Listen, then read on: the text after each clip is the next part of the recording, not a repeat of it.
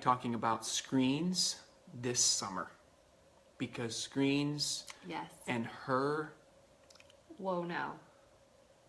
What? You're just as bad. That's not true. So that's me going live. Okay. I think. Okay, great. We're live. Okay. And we're talking about screens in summer tonight. And you're holding my whole spot here. So sorry. I'll sit back here. How many of you have trouble with screens? If you have trouble with screens, go ahead and give us a yay, a nay, a like, a love, because screens are a big issue. Screens are a big especially now. I don't know if you are in summer break yet. Our area of the country is. Most people are. I mean, it's... No. It's summertime. Northerners? Kids are out of school. Not all Northerners are out of school yet, but... Yeah. We're out of school now, so. But for those that are, and the kids are home and probably starting to say, Mom, I'm bored. Yeah. And so we hand them screens. Or they beg for the screens. Yeah. Basically. Yeah. And the issue then becomes, how do we handle this?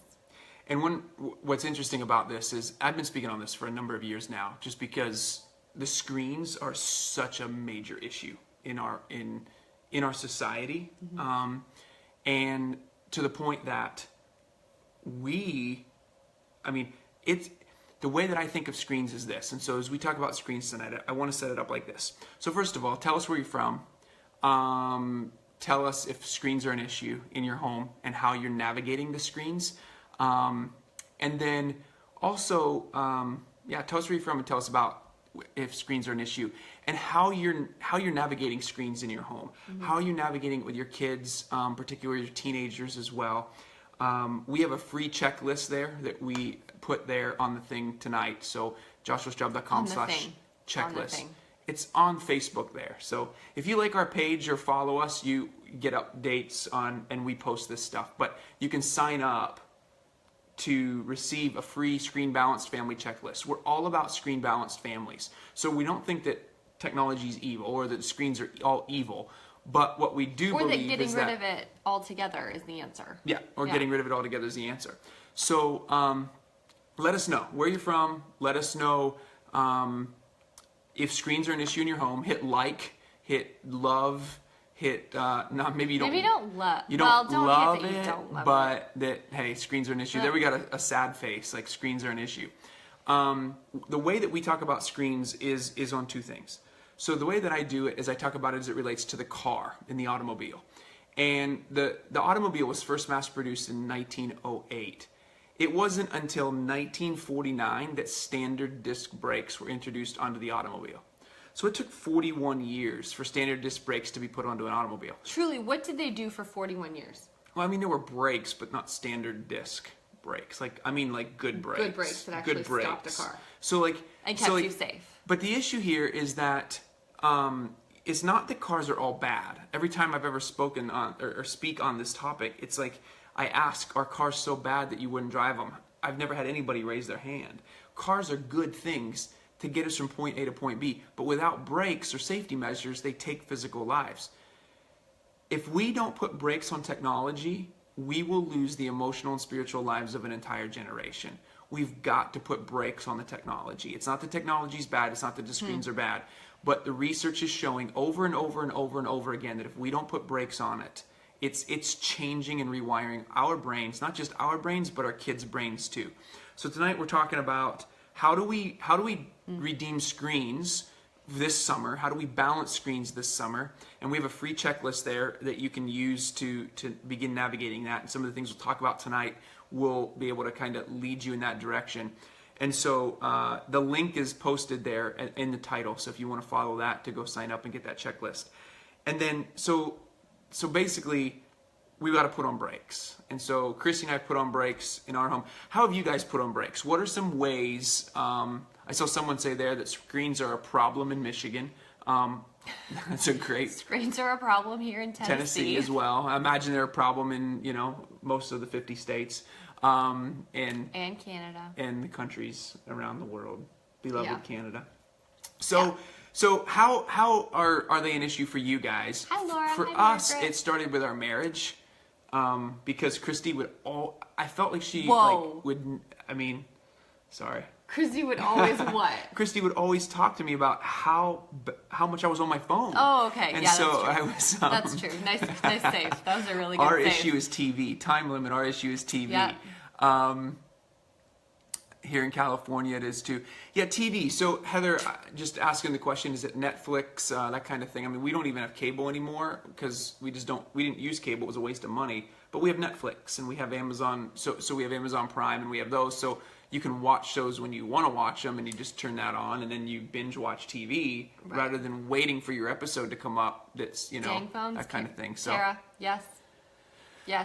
what's bad is on TV and TV Double screening. Yeah, double screening. So we talk a lot about double screening and the impact that it's having, particularly on young girls as well. Just that double screening, but it's also for us too, because the multitasking actually lies to you. But why don't you jump in? I know you're just doing a great job. I'm just No, listening. you're going to jump in. You're going to talk about how bad I am on the phone. You are. How I was on the phone. You were. Okay. So we found that this was a huge issue even in our marriage because we would go to bed and he's like over there like this on his phone, or it was. And I'd be doing the same thing too. And we'd basically be going to bed alone, really, because yes, that is what happened. And Hi, Pot. I'm Kettle. Nice to meet you. Good to meet you. Yeah. YouTube is a new one. Yes, Kimberly. Totally. Yes, YouTube for sure. Yeah. And especially for kids, because then the next video just pops right up, right? You can get lost in YouTube for a long time. Yeah, and you can go down these rabbit trails. There's no clean break. Like, there's no time. And they do that on purpose, right? Because they can keep you on there for hours. What? I was just going to say that. From Instagram to Facebook to Pinterest, whatever website there's no app end. you're on, there's no you end. Notice that? They you created it so that you never reach the end. Exactly. You could scroll for hours and never reach the end. And just let me say this real quickly. From a research perspective, what it does is it creates this state of insufficiency in our lives, that we feel like we never have accomplished enough, or we have never gotten to the end, that we've never completed, that we've never accomplished, because you're just seeing everybody's stuff over and over and over again, and you never feel like... That's why we have to just shut it down. So go ahead, our marriage. But it's also why we keep checking, and we keep coming back to it again and again and again and again. In a day, right? Because there's always more that you don't you feel have. like you're missing out. It's the fear of missing out. Snapchat, Facebook, yeah. Fear of missing out. Yeah. I kind of hope Snapchat would go away. There's way too many of these things to even keep up with. But anyway, I know. It's never going away. But go ahead. But anyway, so we just found it was becoming an issue in our marriage, and it was really becoming like a tension point where we were going back and forth at each other and saying like little jabs, but basically because it really felt like he was choosing his phone over me. Well, the one time that I remember more in particular was when we were driving down the road and we had the kids in the car. It's the end of the day, and I'm driving down the road and I'm just going, and she's on her phone, and it's like a night out, and I'm thinking, and so I the way I asked her the question was, I said, "Are you going to join us?" You know. Are you going to join the family? Are you going to join the family? Or are you just going to be on your phone? Or are you just going to be on your phone? Yeah. And when she talks about jabs, it's those types of sarcastic comments. You know, are you just like or comment if this is you in your marriage? Like there's like, it's like these sly, sarcastic, like, but again, it's the pot calling the kettle black. And so... for the most part, I mean, there could be people who one person truly does not struggle with this. That's very true. And is on their screens that much, and the other person is. That's very true. There we got the likes. Yeah, there's a lot of that. Yeah. So we realized we weren't alone, and we realized we had to talk about the issue. Like, we had to actually address it and realize, because it was coming up far too often. Yeah. So we actually ended up coming up with, we call it our ENUP, our electronic nuptial agreement. And so... And you can download that for free. I'll put it on the comments section. This just happened an hour ago. Alyssa said, yes, Kimberly, my husband and I totally do that. Yes. Yeah. We have an ENUP, an electronic nuptial agreement, and I'll post that I'll pin it at the top, so you can get that ENUP. It's a sample, so you can create your own. Yeah. But so, what are some of the things? I mean. Okay, so you can make it cater to you, to your marriage, to your family. The ENUP is specifically just for the marriage. The marriage, yeah. Or in a couple, for a couple. Because if we don't get it right, we can't expect to set limits on our kids. you cannot text and drive when your child in front of your children and expect them to not text and drive when they turn 16 because they're watching. And so whatever it is that we want them to do, we've got to be doing too, because our kids grow up to do as we do, not as we say. And we have got to do that. Katie, I just had this discussion last night. Yeah. Or, I mean, and to your point too, we just read this research the other day where kids were basically interviewed separately from their parents, and the parents thought that they were doing a far better job, like on their answers, like to the amount of time on screens, getting off screens, that kind of thing. Whereas the kids, they saw their parents on their screens at dinner time. They had trouble getting their parents' attention because they were on their screens. And so if our kid, which is basically saying to us, for those of us that are parents, we have no idea how much we're on our screens. Like we just don't really have an accurate perception of it. The kids actually are seeing it more clearly than us, and they're going to just repeat that behavior. So that when research data was fascinating. That research was fascinating. And when we have trouble, like if you move your head, like there's our TV right there. You know, we have trouble getting our kids' attention off the TV. You know, like, guys, hey, you know, you're trying to get their attention. It's the exact same thing with them, with us, when we're on our phones. And you're like, oh, what? Yeah. Sorry. You know? We have a podcast that we put together. One of the podcasts that we did, and if you want to follow the Dr. Josh and Christy podcast, it's on our website. And again, we'll put the links to these in the comments. But we did a podcast episode. If you just go to the Dr. Josh and Christy podcast, you find it on iTunes. We did a podcast episode on secondhand screen time and the influence of secondhand screen time on our kids. Yeah. So we talk about it in our marriage, but also as it relates to our kids. Research is showing that when we are on our phones, so if we're you know doing this and the kids are saying, "Mommy, Daddy, look at me, Mommy, Daddy, look at me," or we're feeding our kids as we're on our phones and you're doing this, that it actually is increasing anxiety and depression in kids in the next generation. And so she just said that depression is huge amongst people, young people, social media. But and there's new research by Jean Twenge out of the UCSD, University of California, San Diego. She wrote, she's doing research right now and finding very much that there's an increase in depression in this generation, Generation Z, whereas millennials research showed more narcissistic, and she wrote a book called... The Shallows. No, that's not her. It was a narcissistic epidemic or something like that. And I don't like to label an entire generation by a mental disorder, but the whole idea that self-centeredness is increased in the millennial generation, she's finding that in Generation Z, which is our kids' generation and younger, the digital natives, that it's depression that's being increased, and it's because of social media. It's because of the screens. And so if we don't put brakes on the screens, it is so new. Mm-hmm. And that's the other thing too, as parents, for all of us as families, it is so new that we have got to do something. We have got to look at it for what it is and not just turn a blind eye to it and go, because we don't know. Because we don't know. We have to step and lead and say, you know what, my family is going to lead by putting brakes on the screens, and we're going to be unapologetic about it. And we're going to have conversation with our kids from early on, so that whether it's the sex talk or the screen talk, it is not going to be a talk. It is going to be an ongoing conversation, because we want to raise kids who, when they leave our home, they can learn how to police. They're policing their own screen time. We don't have to police it for them. Yeah. And I think that's key. So, yeah. Sorry, I just got preaching. No, I understand. How do you differentiate between social media and reading and listening to podcasts, etc.? In your eNUP or with your teens? That's a great question. Yeah. So for me, if I'm listening, so I just recently signed up for Audible, which I absolutely love because I'm now consuming more books than I used to. So let me just say this, for instance, as it relates to reading a screen versus reading a book. So reading, there are now, like, the actual light that emanates from a screen so if you're reading it late at night, it's telling your brain that it's still daylight. So the iPhone, the later iPhone versions actually now have a sleep sleep mode that changes the screen so that it doesn't train the brain. And I don't know if that actually works or not, but there's more e-readers now that actually are doing that have that filter on so that it doesn't make it think that your brain's awake. I still think there's no substitute for an old school book. I really enjoy still reading an old school book.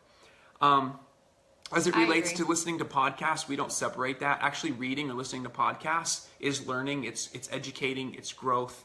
I think the biggest question you have to differentiate, though, is when you're reading on a screen versus reading on a book.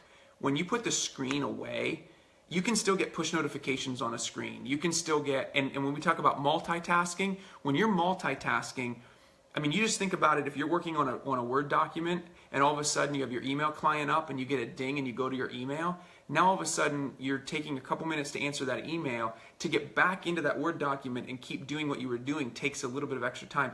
The research on multitasking over and over and over again, and what we're talking about is multitasking screens. There's no research that shows that you're more productive. In fact, you're always less productive. And so sequential tasking is so important. I actually just bought what's called the Light Phone, and I don't have it with me right now, but it's called the Light Phone, and it's a credit card size phone that it's really cool. It's basically it only holds 9 numbers, and it has no texting, it has nothing. So if I'm on a date night with Christy, or if I'm out playing with the kids or something, you forward the call from your cell phone, from your smartphone to this phone, and the only way you're reachable is by an emergency. And so you're not worried about push notifications coming in. You're not worried about any of that kind of thing. Yeah. So, the whole excuse of, well, what about an emergency is gone out the window. And so to answer that question, it's a great question. How do we differentiate? I think it's important to differentiate that when you're learning, that's different, but know your weakness. If your weakness is to be on that screen and you're getting push notifications and it's distracting you from the reading, then yeah, we gotta change that. And one thing that we found is we do set limits on when we turn our phones off, with each other. So, I mean, truly, so we don't listen to podcasts or read on our phones in those times. When we're together. There's times. Yeah, there's part of our enough. So if that partially answers that question, we just have times where after the kids are down. Yeah, and for us, again, totally up to you. This is just what we found works for us. Is we do from Saturday sundown to Sunday sundown. We do no technology except for TV because we'll watch a movie with the kids or something like that. But we're not on social media at all or anything like that. So. That's just been really healthy. It's a 24-hour fast, because this is the phrase that I really think is true. Anything you cannot fast from owns you. And the lie of technology, the lie of screens today is that you are the master. But the reality is that the screens have us mastered. And if we don't do something about it, I had a question, and I can't even remember where it came from. How do I help my 4-year-old? How do I talk to my 4-year-old about setting limits on a screen? And I'm thinking, in all due respect, that's a 4-year-old. That 4-year-old needs to have an authority figure setting the limits for them, and it was about how much the child, helping them manage their own screen time. Yeah. Is what they're, And the reality is to be fair, I mean, I think for all of us, it's easy to want to give our kids a screen, but... Especially in the summer, when you need a break. Yeah. Right? And and that's, I think, one thing to be clear. That from time to time is fine. Yeah. I mean, we think that's what...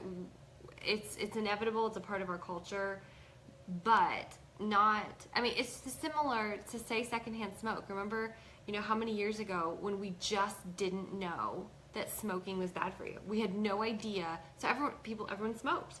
And then how many years later the research came out and said, actually, this is, it's literally taking people's lives. Yeah. And now we look back and we're like, of course, how did we not know? But our concern is, and not just us, especially a lot of the researchers that are doing this research, is that we've all adopted it, into our families as if it's safe and that it's fine. And yet you talk about all the time,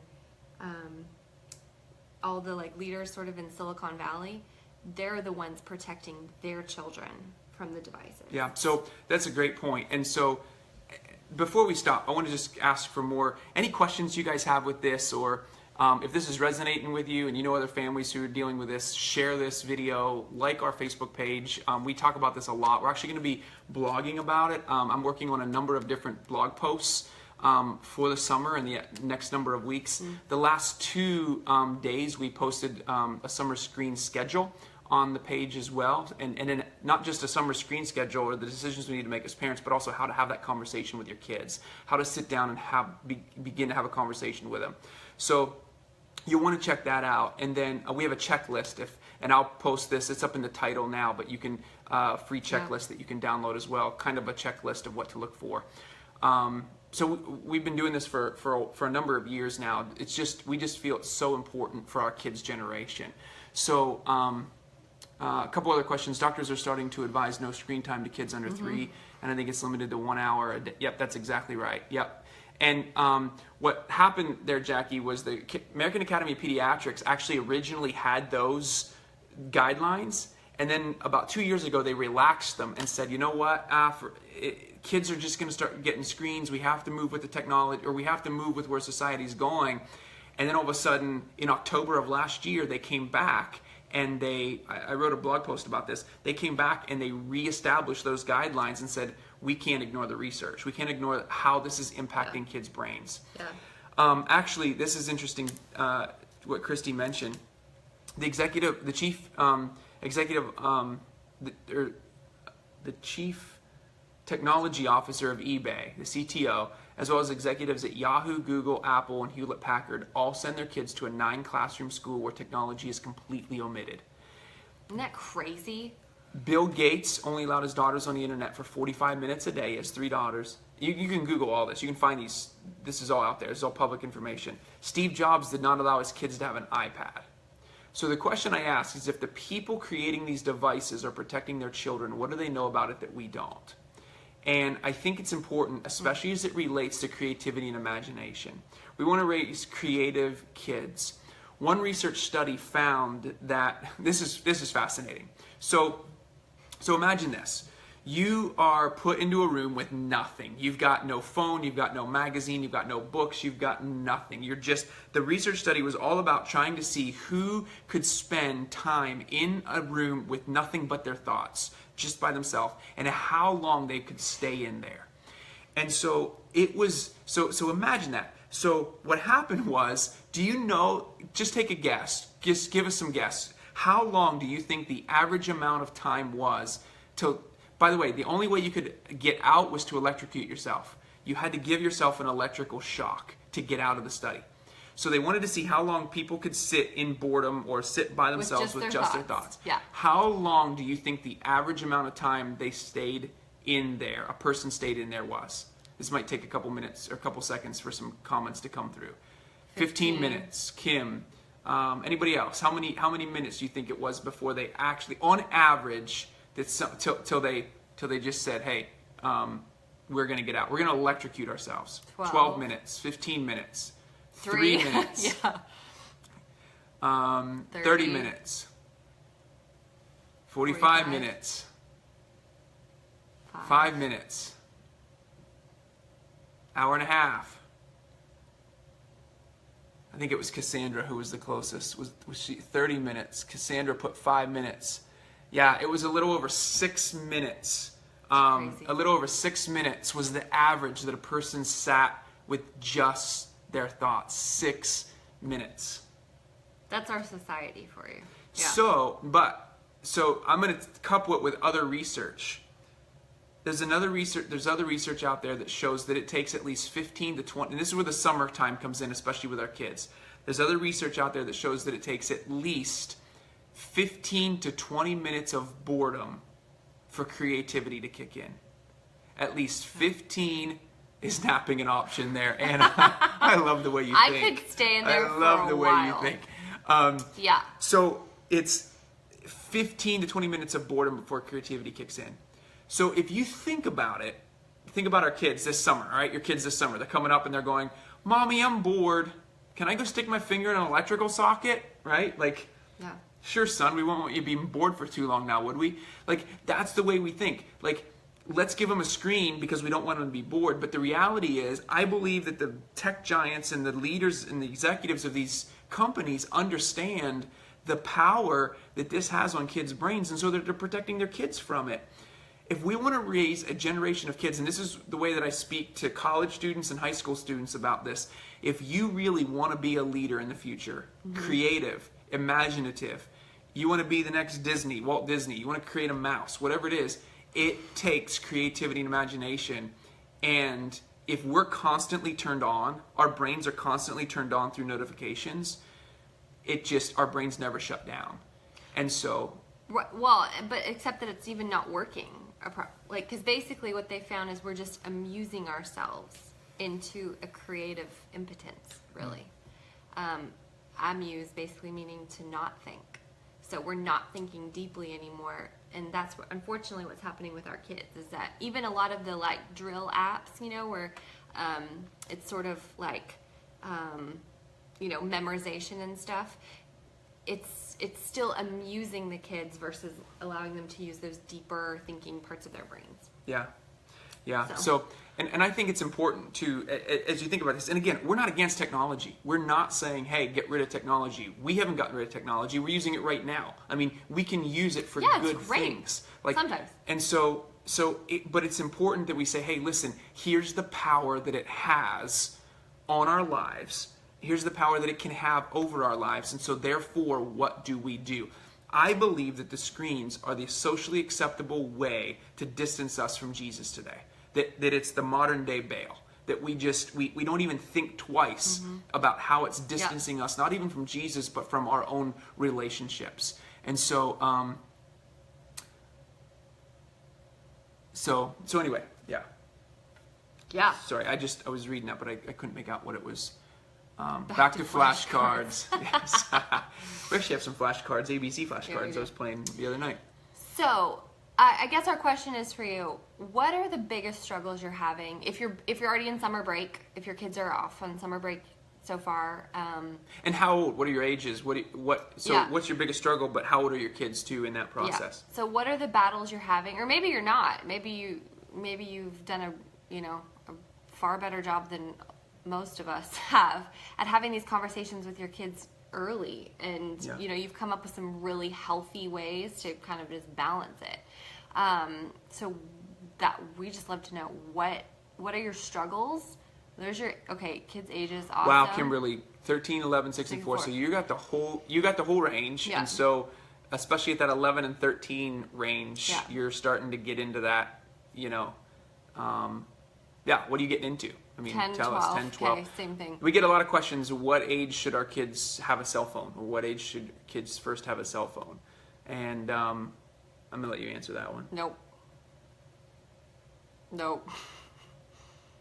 I'll tell you what I believe. Helen's got a 9-month-old 3 and 15 and a 3 and 15 months. Oh. Your 9-month-old and 3 and 15-month-old should not have a cell phone. I'll say that. They should not be having cell phones. That was helpful. They should not be having cell phones. To be quite honest, here's what I believe about cell phones. I believe cell phones and when your kid should have a cell phone is pretty similar to when your children should start dating. So what do I mean by that? I mean that it has to do with maturity.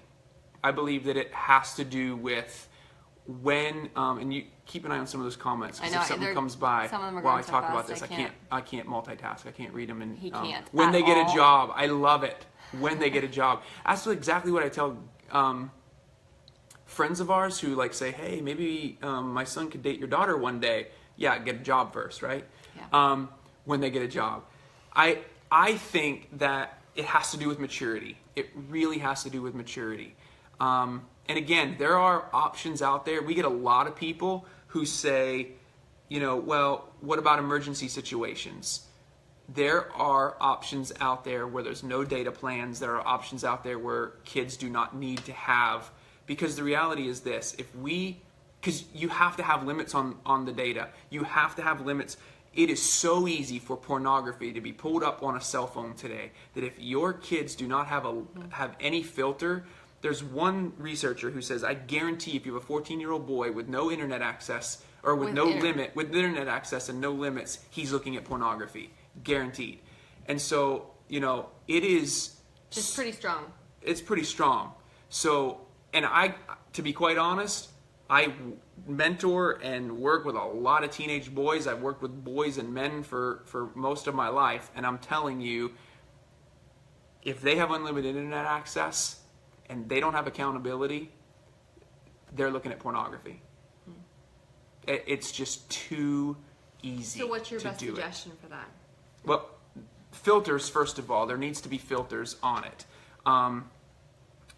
What we've recently partnered with Forcefield, which is you can check out Forcefield, josh.forcefield.me. We'll also put that link in there today. If you go to our website, drjoshandchristy.com or joshuastraub.com, we have a sidebar there for Forcefield. Check out Forcefield. That's a great, a really great tool. It's a great way to. It's only currently used for iPhones, but the Android version is coming, and so you can sign up and get notifications on that. It's the best that we've found. The best internet. Especially for teenagers. And the reason we like it is because it's not. It creates conversation. Yeah. It's not just about. We're not trying to sneak around on our kids and be spying on them. What we're doing is we're having conversations about it, and our kids are part of that conversation. They know what's going on. So they are learning to police themselves, which is basically what which we're talking they're about learning. before. Yeah, absolutely. That's the deal. Should we go cold turkey? What's this? This is a great question. I have a 4-year-old, and I've come home tired, and it's nice to have a break and give him the iPad. He honestly uses it a lot. I want to limit his time. Should I go cold turkey? Do I minimize his time? That's a fantastic question. Early on, our son had an iPad that he was on. And it became our biggest fight, was taking that thing away. And when we saw the power, so if you have a young child and your biggest power struggle is taking the screen away or telling them that, go ahead and like, comment, tell us about that. Because that's one thing we experienced. Yeah. And it seems like it's a very similar thing you're experiencing too. And we did quit cold turkey. We just said, you know what, we're taking it. And the only time he gets an iPad at all ever is when he flies on an airplane. Not by himself, like with us, like when we're. When we send him to fly to wherever. When we fly as a family somewhere, we'll let him. We have certain apps on there.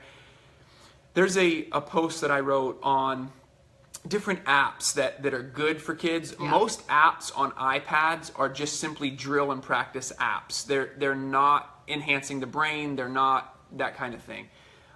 So we don't even allow our kids using iPhones. We allow them to use the iPhone to look at pictures, but we're sitting there looking at the pictures with them. They don't have an iPad at this point. And so, but what we will do is we'll allow them, so this might be a great alternative, because I would just really begin now. We have to begin now. If he's 4 years of age, setting the standard now is critical. And I get that break time. Gosh, do we understand that break time? Like, we empathize with you in that. I would suggest, like, this is how we do it. I would suggest for that 30 minutes of break time, turning on Daniel Tiger. We love Daniel Tiger. Daniel Tiger talks about feelings. Daniel Tiger is one of those episodes our kids love. We'll turn on a Daniel Tiger episode. There's other shows they like to watch as well. So, you know, I'd say turn on Netflix, turn on Amazon Prime. They also love Mr. Rogers. Every single episode of Mr. Rogers created is on Amazon Prime for free. So we love Mr. Rogers. And there's a reason we love Mr. Rogers. And the reason we love Mr. Rogers is because research studies show that, so they looked at children's programming, children's television programming, and they found that,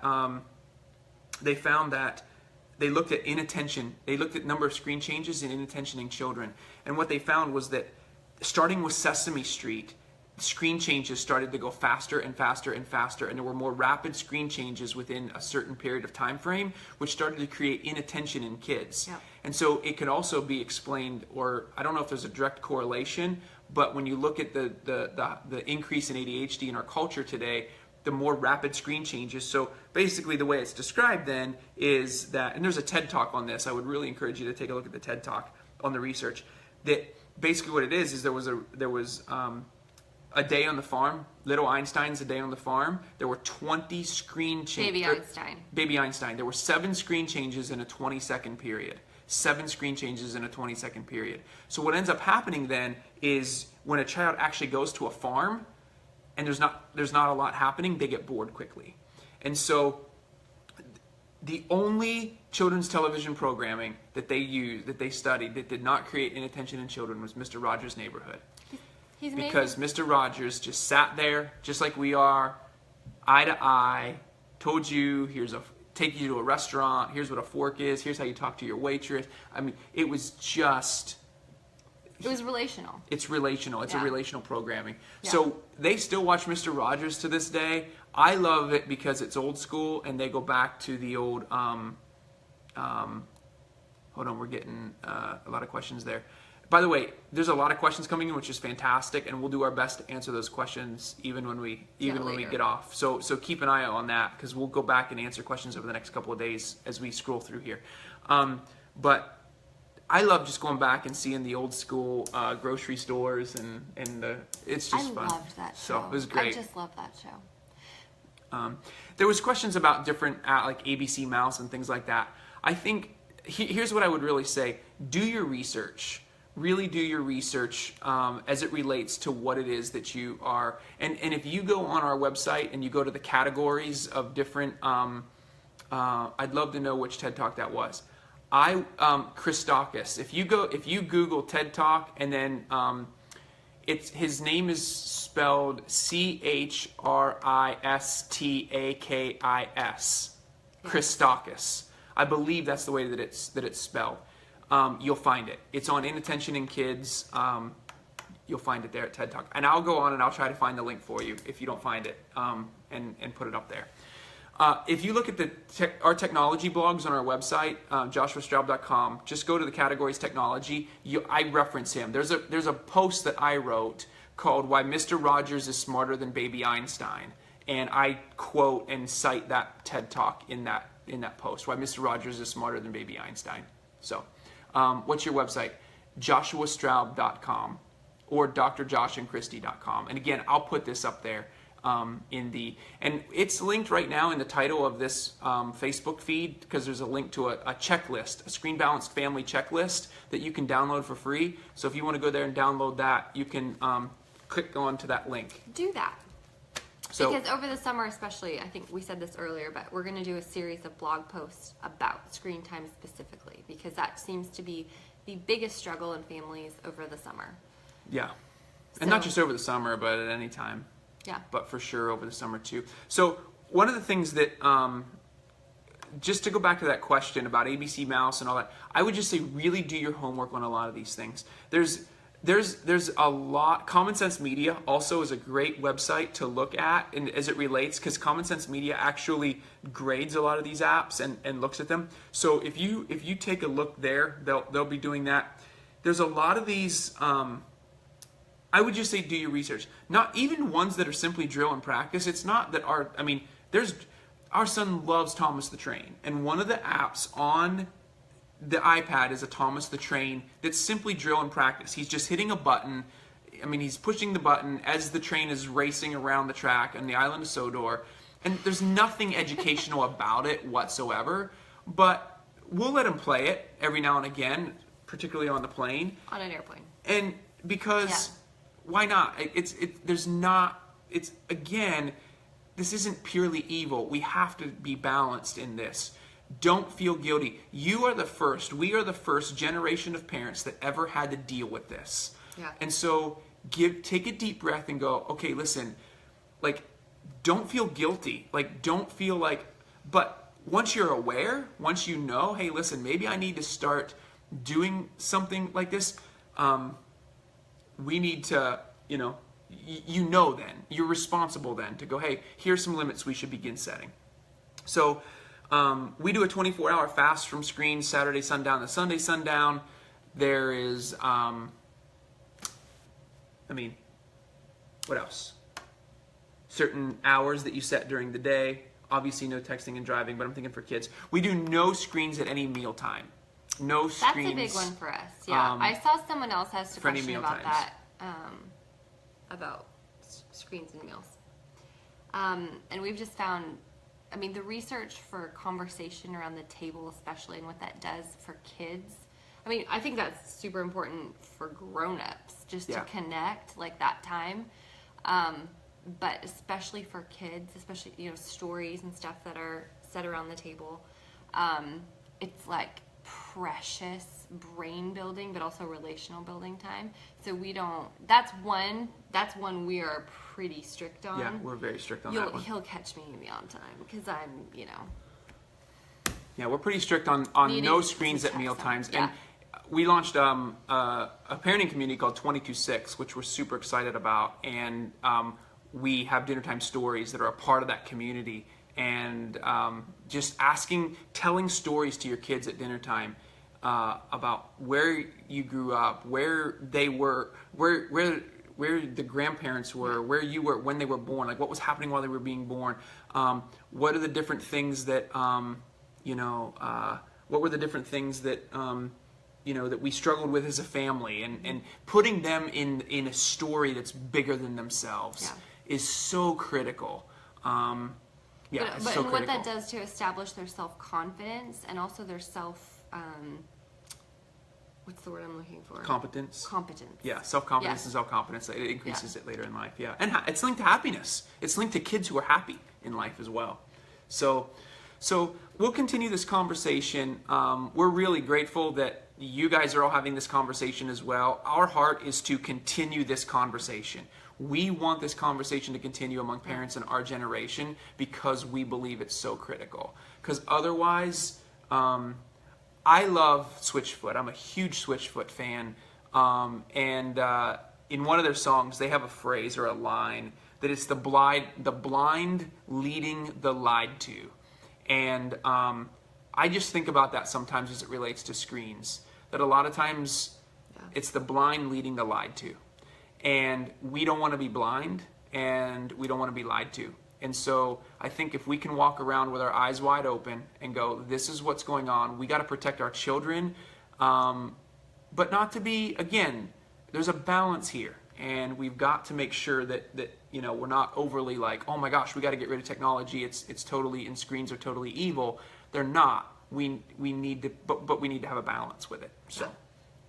So let's continue this conversation. We want to close tonight. I just want to remind you, if you like our Facebook page, we do this each week. We are constantly writing posts, and we're going to be doing more and more on screen. So like the Facebook page, Dr. Josh and Christy, the one you're watching this on, and we're going to keep talking about this. We're going to keep posting about this. We're going to have we have podcasts about this. So if you check out the podcast, and again, we'll put links to each of these things, and check out that checklist, the Screen Balance Family Checklist. You are on it tonight. I barely said anything. You're just go. Sorry, I'm just trying to think of everything because there's so much to say. There's so much to talk about. This, as you can tell, we're really passionate about it. So yeah, I would say here's two takeaways. Sign up for the checklist and follow us on Facebook so that you can keep getting great. Yeah. Way to simplify. And sign up for the podcast because we're just loving doing the podcast. We've done a lot of screen podcasts. Interviewing a lot of great people. Yeah. So. And really great ones to come. Second season of the podcast, Dr. Josh and Christy podcast, starts in the fall. It's going to be, like, the first season was awesome. It's not even over yet. There's still 2 more episodes in season 1. Well, our part's done because it was recorded. But yes, so I'm saying it from the past tense. The first season was great. Yeah. But we also know the second season's going to be awesome. So. Yeah. So. Yes, and now off the phone. Yeah, let's go get ice cream. What? I don't know. They're going to get ice cream. I want to go. Can we go get ice cream too? Let's pray, because we're going for ice cream. Dear Lord, we can't. We got kids upstairs. Maybe you can go pick it up for me. Dear Lord Jesus, thank you for this time with these families, God. I pray for every family represented. We pray for their kiddos represented, and we pray, God, that that our eyes would be opened as parents, and that you would give us the strength, and that you would give us the God, the conviction to know what limits to set and how to set them, but that you would also help us to be grace-filled with our kids, that we don't come down hard on them, but that we navigate this well with them. Help us to navigate it all, to be grace-filled in our families as we have these conversations. And Lord, just help us to set these limits and to put on the brakes. And we pray for every child represented watching tonight that they would come to know you, love you, and serve you with all their hearts. In Jesus' name, amen. All right, you all. Thank you so much for checking in tonight. Check out the podcast, Jennifer. I'm so excited. We really do like the podcast. It's so fun to do. It is a lot of fun. And we get to interview the greatest people. So come find us. All right, guys. Have a great night, you all. Bye.